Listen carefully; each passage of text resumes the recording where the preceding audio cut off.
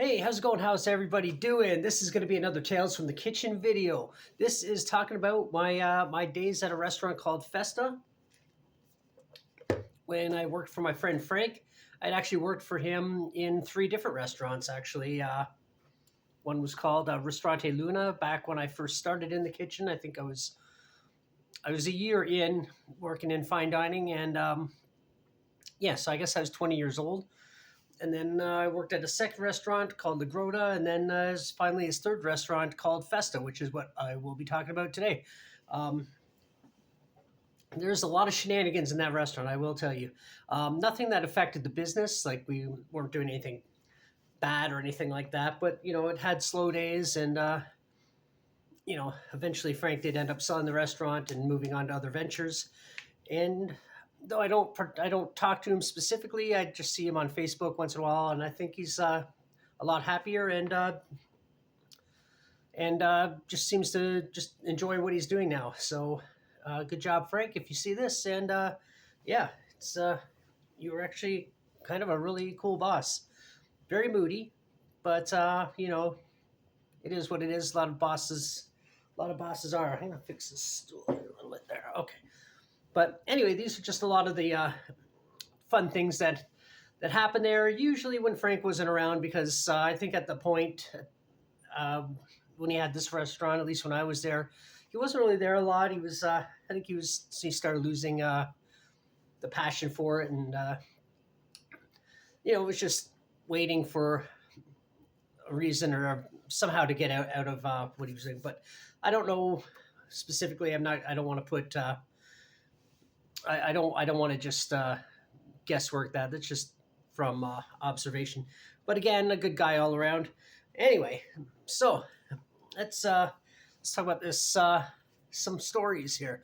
Um, there are a couple people in there that I got along really good with the kitchen staff. I was the chef. I was the head chef, and trained. There's a guy Morgan who was there. I'm not going to say his last name, but he's turned out to be a really good, responsible guy. But he was a bit of a shit disturber back then. And I remember when I first met him, I could not stand the guy, and he thought I was kind of a jerk too, because he felt like I was yelling at him all the time, and I guess I kind of was, but I was just trying to, like, be a chef and be in charge, I guess. But anyway, I remember we got into an argument one day, and for whatever reason, I don't know why I did this. I pulled out my wallet and threw all the money in it at him and said, "Take my money, I don't care."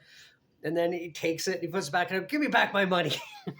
It was actually kind of funny, and we talk about that every once in a while when we don't see each other too much now. He's more on the straight and narrow, and he's cleaned himself up. He used to have a lot of habits that I'm not going to talk about here, but now he's a parent, and he's an all grown up boy now and doing well, and actually grown up too. When I met him, he was kind of where I am now, and now he's all thin and in shape, and he's tatted up, and now I'm the fat guy and he's the cool guy with the tattoos. But anyway, if you see this, Morgan, hey, how's it going? Miss you, but always wishing you the best. And same with you, of course, Frank, and the others that work there that I'm not really in touch with anymore. Um, but eventually, me and Morgan started to get along, became good friends, and we every once in a while we'll converse on Facebook. He lives kind of far from me, so we don't. It's not like we see each other face to face very much. But anyway, there was another funny story. I really never got too mad in the kitchen very often, but there was a couple times that were really funny. I can't remember. It was Mother's Day. Actually, today's Mother's Day, actually. So happy Mother's Day to all the mothers out there. And yeah, actual mothers, not mother effers. I don't know. I don't know. There was a joke that was supposed to be in there in my brain, but it misfired. So yeah, moving on. So it was Mother's Day, and I can't remember what I said, but you'd never see me get mad before. And I took a pan and I threw it against the wall, against the backboard of the stove, the back plate. And I don't know. I can't remember what I said. Stop fucking around or something like. I don't remember what it was. But then there was another day, and this is even funnier. I was cooking a trout, and I took the trout out of the oven, and I shook the pan or something. I did something, and the trout flew out and landed flat, like boom, on the floor. and I went to stomp on it. Like I was so angry, and I lifted my foot to stomp on it, and he grabs it and he takes it and goes to throw it in the garbage. I looked at him right in the face. I go, "Put it back!" And he put it on the ground. I just stomped on it and he kicked it across the kitchen floor. And that's another thing that we joke around. That's not even on my list here. I just could have thought of that. Um, but just a couple stories. There's a bike shop next door, which is where I got my first performance bike, my first high end bike. And the bike shop, it's called Bicycle Planet, and I believe it's still there, but it's one location over, and it's not a bicycle store anymore. It's a bike. It's a repair shop, but he will still order bikes in. That's where I got my most recent bike. Actually, all my high end bikes that I've ever gotten, I bought there, and I don't even want to think about how many thousands of dollars I've spent in a store over the years. But his name's Jim, really good guy. So there was a bike in the window. I remember it was an Oryx, this black Oryx. I don't know what the model was. I have like one picture of it somewhere, and I thought it was a really cool bike. I was looking at it, and it was about, I think he was selling it for, at that time, I think it was about $2,000 or something like that. And I was looking, oh, that's too much and whatever. So I mentioned it to Frank, the owner of a Festa restaurant. And so he did, without even telling me or asking me, went into the bike shop. He knew Jim already because they're employment, like business neighbors. And so he went in and talked to him and said something to the effect, my chef really likes that bike and we work out a deal or something. So what they did, the owner of the bike shop, Jim, he sold me the bike at cost, which I think was still a lot, but like considerably less. I think it was about $1,600. And the only deal is, Jim said, you can come if you can come in for lunch every once in a while and we'll just make him something. And Frank was okay with that. And Jim, being the cool guy that he is, he didn't come in and order a steak or anything. We just ordered lasagna, pasta, maybe a sandwich, just something simple. Just so he wasn't hungry. So he'd have, and I was obviously more than happy to do so. And yeah, a good guy. He used to smoke a lot of weed, and you could smell it coming from the building next, like coming from his shop. And at that time, weed wasn't legal in Canada yet, so it was kind of one of those things like we don't want the customers to smell it, and then they think it's us, and then there's an issue. And he also made pottery, and his kiln that he had in the back of his store, it would stink up the whole store, and it did not smell nice. We asked him one day, "What is that?" And he told us, and then I think he wouldn't do it during the day anymore, during business hours, because it did stink up the whole place. But anyway, yeah, that was kind of an interesting how I got my first bike there. There's another time. Oh, I've just got a bunch of things here. Okay, so after I first got hired, there was a chef I worked with at the previous restaurant. His name was Ali. I don't know his last name. I wouldn't mention it anyway, obviously for privacy reasons.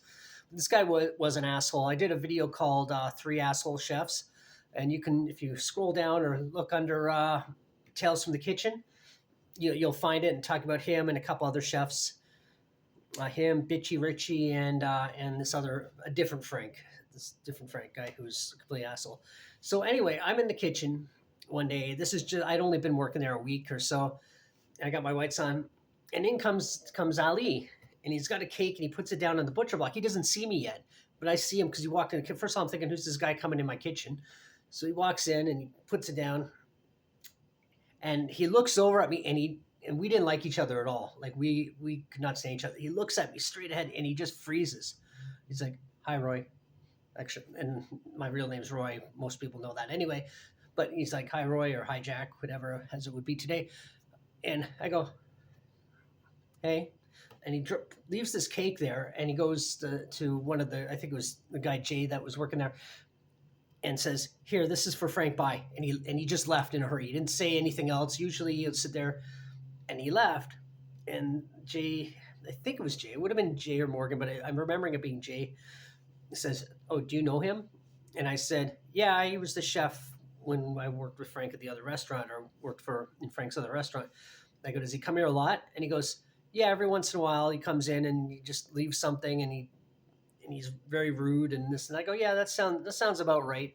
So I thought that was pretty funny. He comes in, and what he was doing, from what I was told, he's sort of fishing for a job, and I think the fact that Frank didn't hire him and he came in and saw me there instead of him, I think that really pissed him off. Because in fairness, he was more talented as a chef than I was. Um, Maybe not now, but then for sure. And I think the fact he hired me instead of him, that really bothered him, and he never came back again. Which I was glad, because I would have told him not to come in the kitchen anymore. I would have said, "Don't come in the kitchen. Like, it's not your kitchen. You don't work here. Stay out of the kitchen." Um, so, moving on. A lot of times I would go there and do stuff at night because I literally lived right across the street. And I did do a video talking about the restaurant being haunted. And I still to this day do believe that there was something paranormal going on.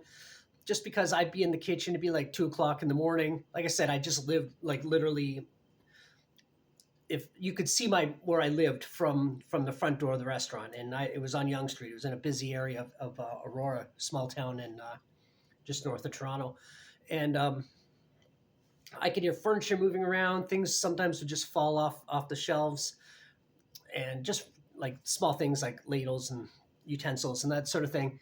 And sometimes you just get this waft of cold air just randomly out of nowhere. And Frank's previous business partner, I think his name was Caesar. I only met him a couple times. He seemed like a nice guy. I didn't know him personally, just in passing.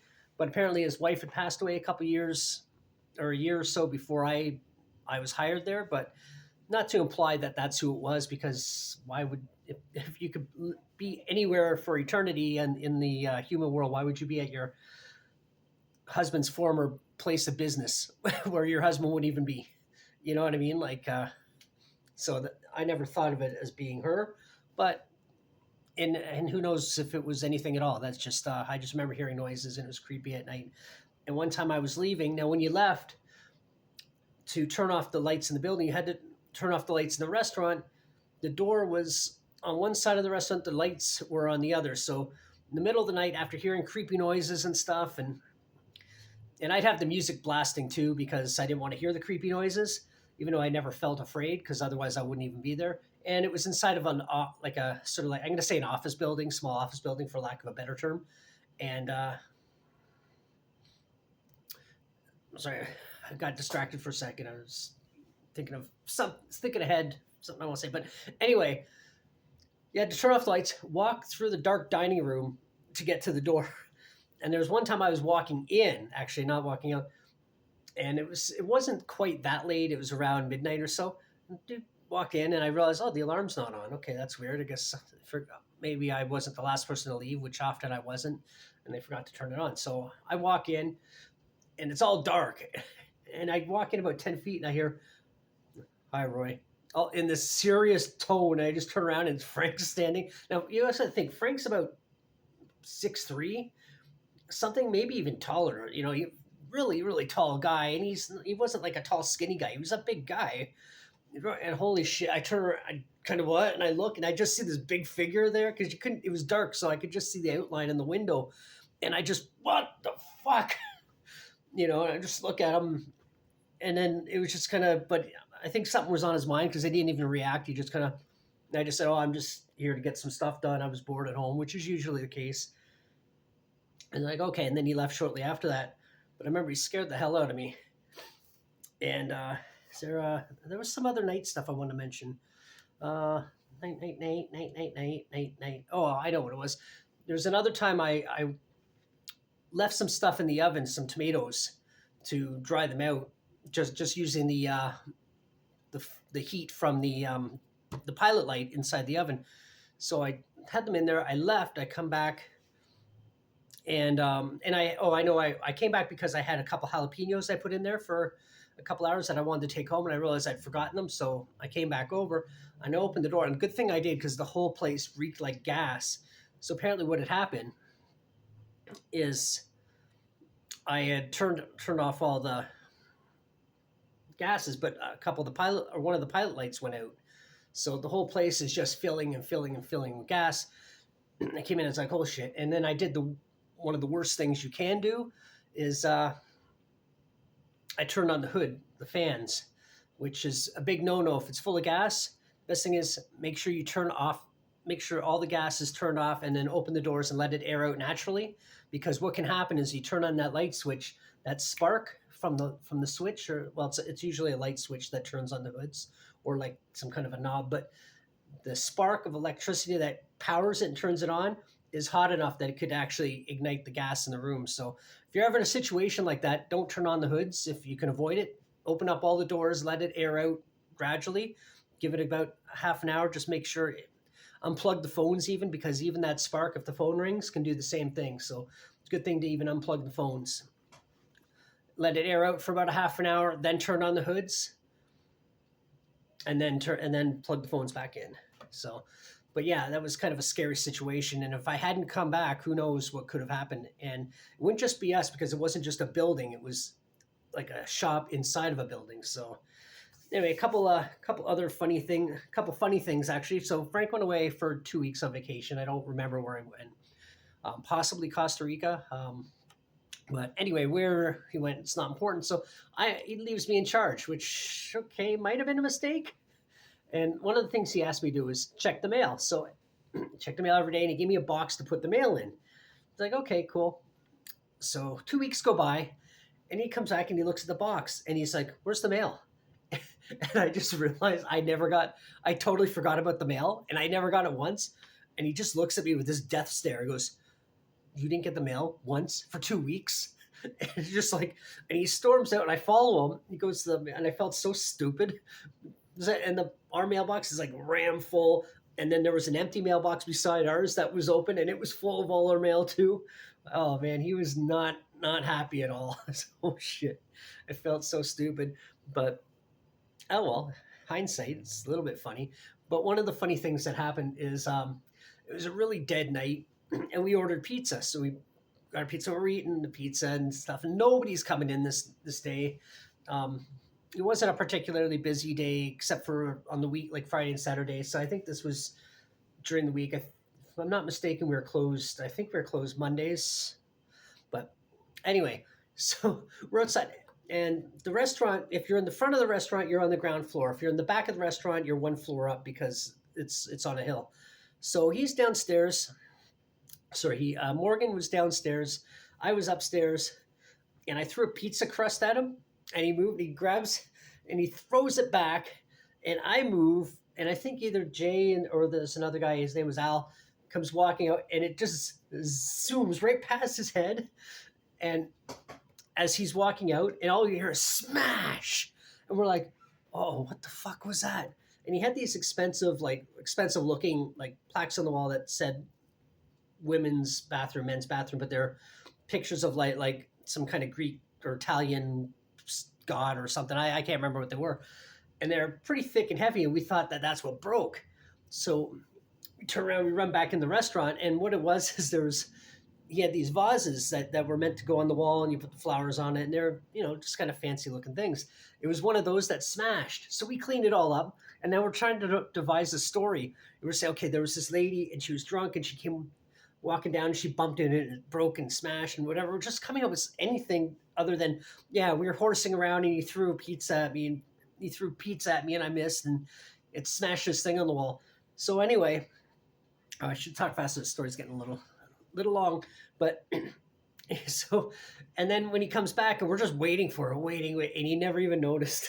He never mentioned it. We're like, wow, how did he not notice that? There's this big open space now on the wall, and he just didn't really say anything. He didn't notice. So anyway, what else is that? And then there's another time he would get there later than me. I would get there around 11 in the morning, 11:30. Al was supposed to be there around the same time. So Al was sort of becoming notorious for being late.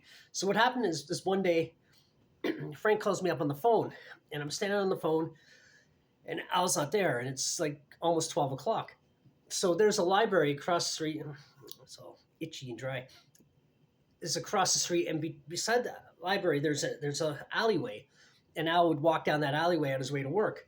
So I got Frank on the phone, and I said, "Oh, Al," and I look, and I'm about to say, "Yeah, he's not here. I don't know where he is." So I look, and I see him, and he's walking listen to his music, just do do do do do.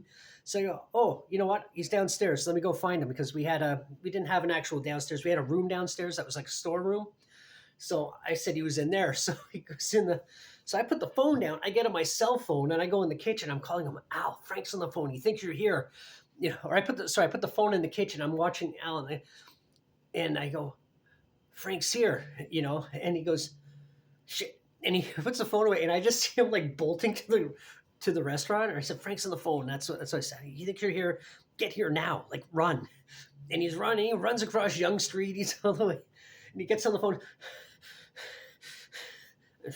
And I can't hear Frank, but I can hear Al's reactions to questions. He's like, "Oh, because I was downstairs. I ran up the stairs." And he's just making up all these excuses, but it was so funny just watching like Al. And I don't think Frank believed us. I think that he might not have known exactly, but I think he had a pretty good idea that Al was outside and I saw him. And I put the phone down saying I was going to go get him when I was on the phone call, or he might have thought I was just calling him, like, get in here. And then there's another time, it was a slow night and Al falls asleep in the bar. He's just like this. And I'm busy in the kitchen doing some prep. The phone's ringing and ringing and ringing, and then it stops. Ringing and ringing, ringing, stops, ringing. And it goes on for a long time. So finally I answer the phone and, it's like, hello, Festa Ristorante. And he goes, how come you're answering the phone?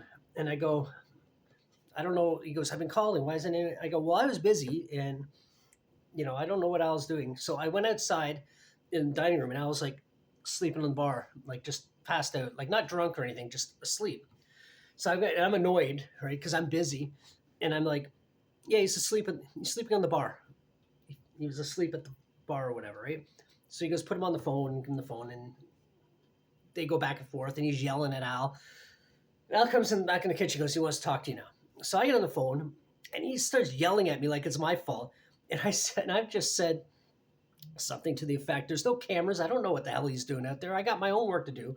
And then he's just chip, chip, chip, chip, like he was mad as hell, which is understandable. Why his staff's sleeping when they should be working, but he's yelling at me. And then I can't remember exactly what I said, but it was something to the effect of, you didn't hire me to be a babysitter or hire me to babysit grown men. Okay, I got my own work to do. And I hung up and I was mad and I didn't care. I was like, I'm not going to get fired for it, but he might give me shit. And about half an hour goes by. He calls back and he actually apologized and said, you're right. And you shouldn't be babies. You shouldn't have to. They're grown adults. They should be, and I said, it's okay. I was just, you were mad. I'm mad. I was mad, but whatever. We got over that, but it was just, but it was a little bit funny that he's screaming at me and I got him to apologize to me.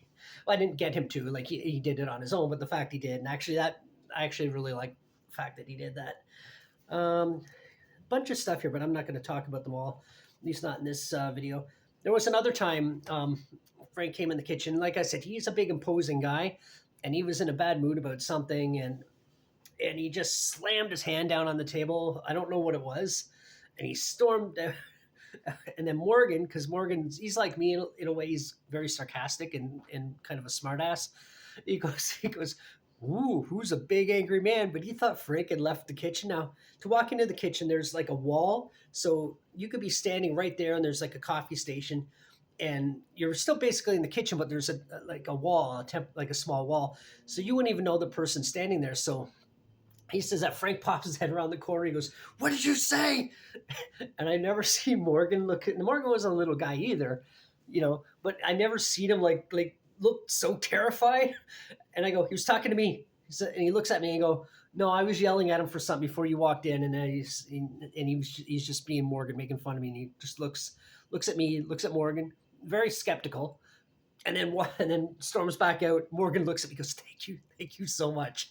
He goes, I thought he was going to kill me or something like that. And it's like I thought he was going to kill you. It was kind of funny. Anything else here worth mentioning?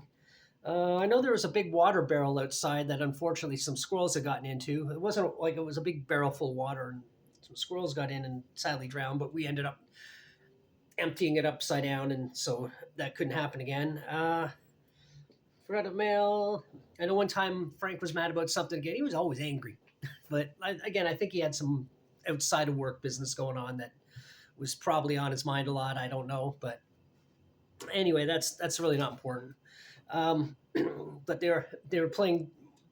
Al and Morgan were playing like Dare or whatever. So he said, "I dare you to go tell Frankie he's a sexy body." So Al walks out into the dining room. Frank's mad about something. He starts yelling at Al for something that he didn't do or something he did wrong. I don't know. And Al's just sitting there like okay, okay. And he goes, "Oh, and you have a sexy body." And he walks away.